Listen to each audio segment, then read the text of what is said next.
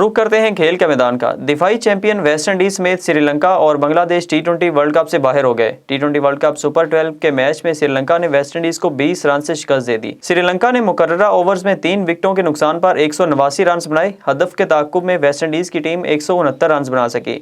नौजवान बल्लेबाज शैमरॉन हेटमायर ने निसफ सेंचुरी बनाई, जबकि निकोलस पूरन 46 रन बनाकर नुमाया रहे।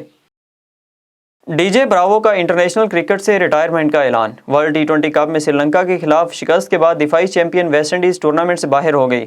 मैच के बाद वेस्टइंडियन ऑलराउंडर ने ऐलान किया कि अब वक्त आ गया है कि वो बैनुल-अक़वामी क्रिकेट को खैराबाद कह दें। उन्होंने कहा कि मेरा 18 साल पर मुहित क्रिकेट कैरियर बेहतरीन रहा। इसमें उतार चढ़ाव ज़रूर आए, ताहम अगर मैं पीछे मुड़कर देखता हूँ तो मैं इतने अरसे तक कैरेबियन अवाम की नुमाइंदगी करने का बहुत मशकूर हूँ।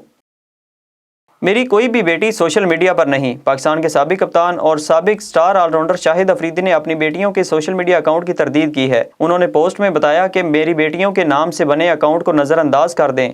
शाहिद अफरीदी ने ट्वीट में लिखा कि मैं ये वजाहत करना चाहूँगा, मेरी किसी भी बेटी के सोशल मीडिया पर कोई अकाउंट्स नहीं है।